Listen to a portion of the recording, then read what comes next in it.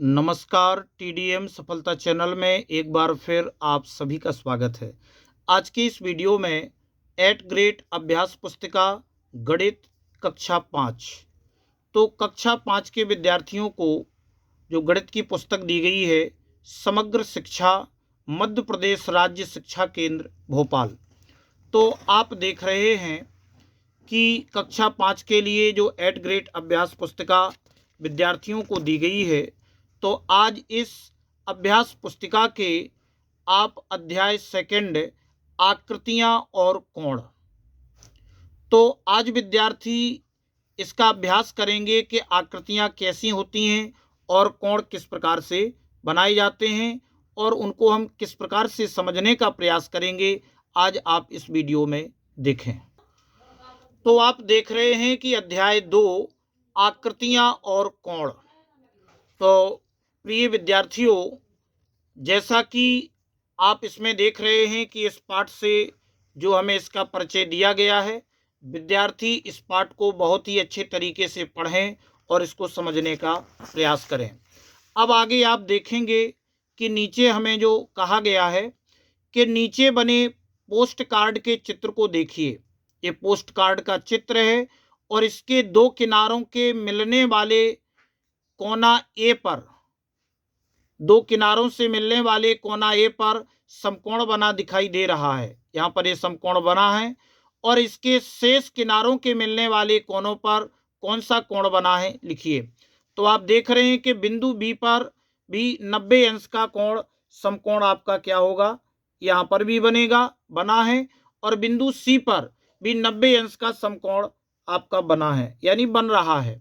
और बिंदु डी पर भी 90 अंश का कोण जो कि समकोण कहलाता है, ये भी आपका यहाँ पर बनेगा। अब नीचे कहा गया है कि ऊपर बने पोस्ट कार्ड को काटा गया है। इसको काटा गया है और काटे गए भाग का चित्र नीचे बना है, ये आप देख रहे हैं। और बनने वाले तीनों कोणों में समकोण और समकोण से कम वाले कोण पहचानिए और लिखिए।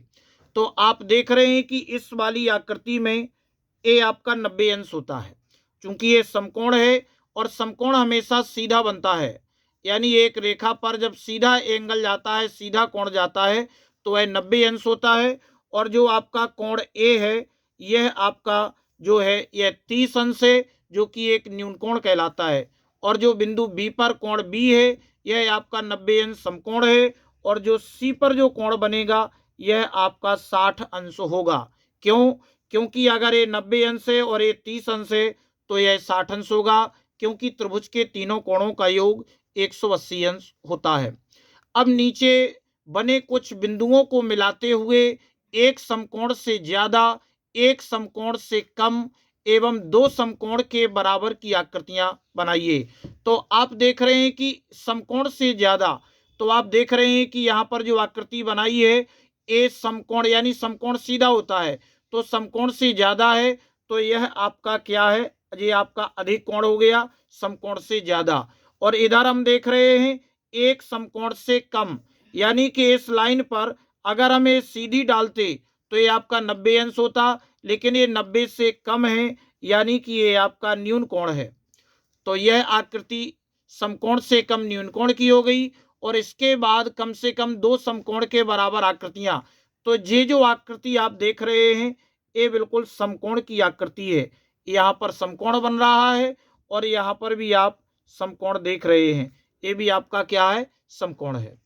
अब हम आगे देखेंगे, यहाँ पर जो आपके प्रश्न दिए गए हैं। प्रश्न पहला है, घड़ी की सुइयों के बीच में कितने बजे समकोण बनते दिखाई देता है? 2 बजे, 3 बजे, 12 बजे और 5 बजे, यानी कि समकोण कितने बजे इन बजे में से बनेगा। तो आप देख रहे हैं कि जो 3 बजे है, इसमें आपकी घड़ी की सुई एक सीधे 12 पर और एक इधर आपका 3 पर, यानी कि इस आकृति में आपके कितने बजेंगे, 3 बजेंगे। बी ऑप्शन सही होगा, तो हम बी को क्या कर देंगे, भर देंगे। अब आप प्रश्न 2 में समकोण से कम माप वाली आकृति कौन सी है? तो आप देख रहे हैं कि समकोण से कम, यानी कि ये जो आकृति है, ये समकोण से ज्यादा है, तो ये अधिक कोण हो जाएगा। और ये आप आकृति देख रहे हैं, ये भी समकोण से ज्यादा है, तो ये भी अधिक है। और ये जो आकृति आप देख रहे हैं ये समकोण से कम है, यानी कि सी ऑप्शन आपका सही हो जाएगा। इसके बाद प्रश्न तीसरे में स्लेट के कोनों पर बनने वाला कोण कौन सा कोण होता है? समकोण के बराबर, समकोण का आधा, समकोण से अधिक और समकोण का 1/3। तो आप समझेंगे कि यह होता है समकोण के बराबर, यानी स्लेट के कोनों पर बनने वाला कोण समकोण के बराबर होता है। यह आपका पहला ऑप्शन सही होगा।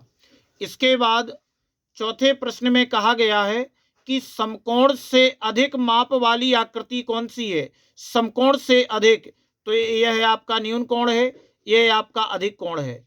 यह भी न्यून कोण है, यह भी न्यून कोण है। तो आकृति जो आपकी बी है ये समकोण से अधिक है, क्योंकि इसका 90 इधर सीधा होता और ये 90 से ज्यादा है, यानी कि अधिक कोण है। समकोण से अधिक है, समकोण होता है 90 अंश। अब आप पांचवें प्रश्न में देखेंगे कि समकोण के बराबर माप वाली आकृति कौन सी है? तो समकोण के माप के बराबर समकोण सीधा 90 अंश होता है। तो ये आपका 90 अंश पहला ऑप्शन सही हो गया, तो ये आपका सही होगा। अब नीचे दिए गए प्रश्न को हल कीजिए। हमें नीचे जो प्रश्न दिया गया है कि प्रश्न छठवां, 6 भुजाओं की ऐसी आकृति बनाइए जिसके कोई दो कोण समकोण से कम हो, यानी दो कोण समकोण से क्या हो? कम हो। तो अब आप देख रहे हैं कि दो कोण समकोण से कम हो, यानी कि यहां पर जो आप कोण देख रहे हैं ये दो कोण आपके समकोण से कम है, यानी कि ये वाला कोण और आपका ए कोण। ये 6 भुजाओं की ऐसी आकृति है कि जिसमें जो कोण बनने वाले हैं 6 कोण बनेंगे, लेकिन इसमें ये जो कोण होते हैं ये आपके अधिक कोण है, क्योंकि ये 90 अंश से ज्यादा के कोण हैं। ये 90 अंश से ज्यादा के कोण है। और आपके दो कोण जो समकोण से कम है वह आपका एक कोण ए है और आपका एक कोण ए है, यानी कि इसमें दो कोण बन रहे हैं। अब प्रश्न 7 में कहा गया है कि 3 भुजाओं वाली एक खुली एवं एक बंद आकृति बनाइए। 3 भुजाओं वाली, तो आप देख रहे हैं कि ये एक भुजा, दो भुजा, एक तीसरी भुजा। तो कैसी आकृति है? एक खुली आकृति है। लेकिन इधर हम देख रहे हैं कि इधर भी 3 भुजाओं से ये आपकी कैसी आकृति है? बंद आकृति है। प्रश्न 8वां है, अपने परिवेश से ऐसी कोई 3 वस्तुओं के नाम बताइए जिसमें समकोण बन रहा हो। तो आप देखेंगे कि अपने परिवेश से, हमारे परिवेश में जो 3 वस्तुएं हैं जिनसे समकोण बन रहा है वो हमारी पुस्तक है।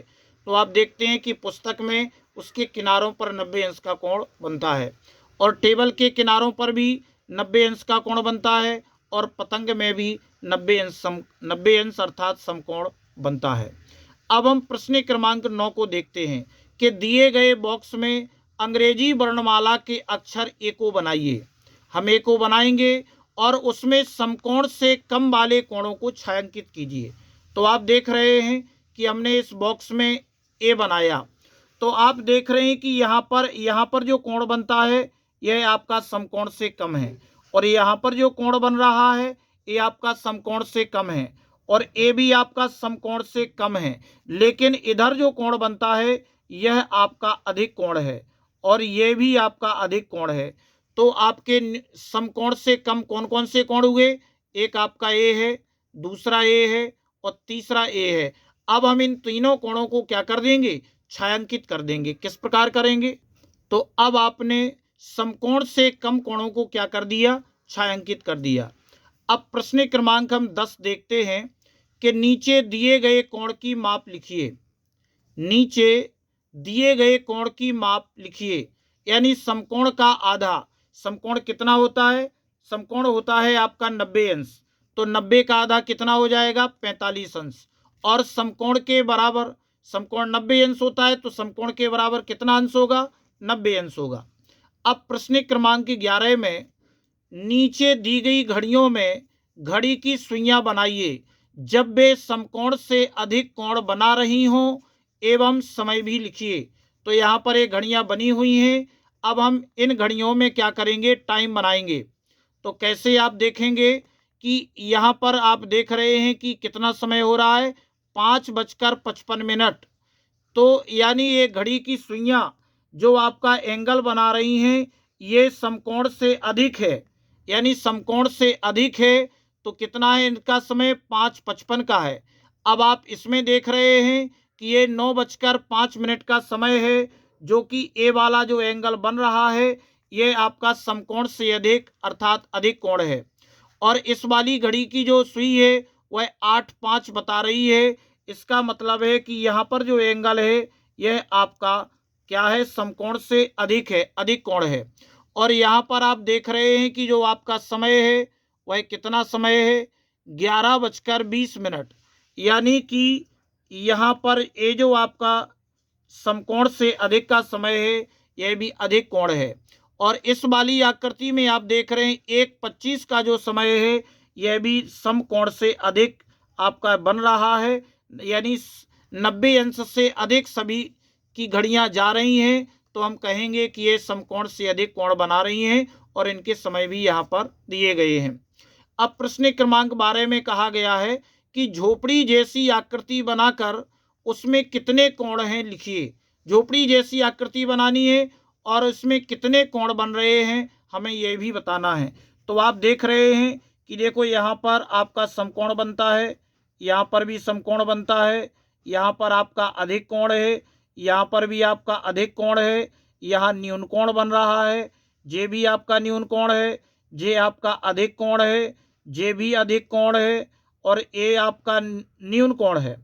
इधर आपका समकोण बन रहा है, इधर भी समकोण है, इधर भी समकोण है और इधर भी समकोण है। तो कितने कोण बन रहे हैं आप गिन सकते हैं, 1 2 3 4 5 6 7 8 9 10 11 12 और 13 है। तो हम इस प्रकार से बता देंगे कि दी गई आकृति में 13 कोण हैं। इस प्रकार से आप इन प्रश्नों को सरल करेंगे। अब हम देखेंगे नीचे दिए गए घड़ी के चित्र में घंटा एवं मिनट की सुइयों को 3 बजे पर दर्शाइए एवं समकोण वाले भाग को छायांकित कीजिए। तो यहाँ पर आप देख रहे हैं कि चित्र में घंटा एवं मिनट सुइयों को 3 बजे पर दर्शाइए। तो यह आप देख रहे हैं कि ये 3 बजे का समय है। ये थोड़ा और बढ़ा जाएगा। तो इस घड़ी में आप 3 बजे का समय देख पा रहे हैं। तो ये कहता है कि समकोण वाले भाग को छायांकित कीजिए। तो समकोण वाला भाग यानी कि ये जो आपका भाग है समकोण वाला भाग है, तो इसको हम छायांकित कर देते हैं। तो इसमें हमने समकोण वाले भाग को छायांकित कर दिया। अब आगे प्रश्न क्रमांक 14 में हम देख रहे हैं कि तालिका में दिए गए समय के अनुसार घड़ी की सुइयां बनाइए एवं सुइयों के बीच बनने वाले कोण भी लिखिए। तो यहाँ पर हमें तालिका दी गई है, घड़ी में समय और सुइयां और सुइयों के बीच बनने वाला कोण। तो यहाँ पर 2 बजे लिखा है, तो हमने घड़ी की सुइयों को 2 बजे बनाए। तो 2 बजे का जो एंगल बनेगा यहाँ पर यह आपका कैसा होगा, समकोण से कम होगा। लेकिन जब हम 3:30 बजे यानी 3:30 पर जो एंगल बनेगा यह आपका समकोण का होगा, क्योंकि दोनों एंगल सीधे होंगे।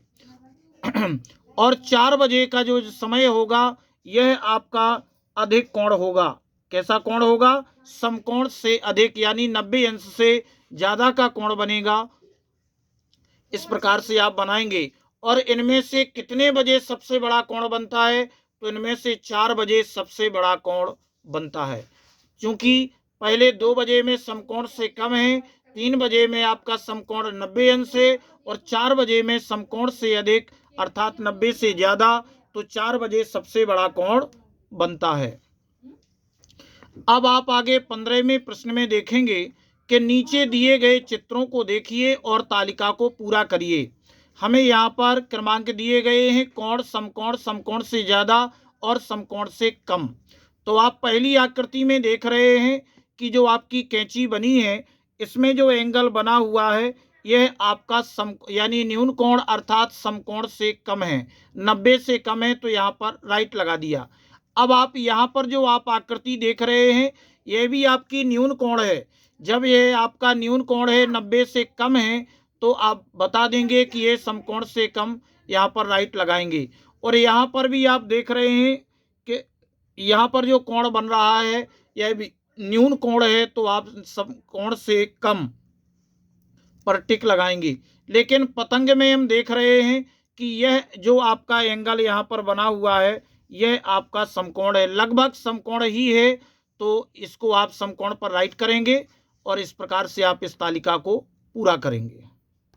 अगर इस वाली आकृति को हम अगर इसे पतंग का रूप देंगे तो यहाँ पर जो आपका एंगल बनेगा यह आपका 90 अंश से अधिक का एंगल बनेगा, यानी कि आपको इसमें समकोण से ज़्यादा का निशान लगाना चाहिए।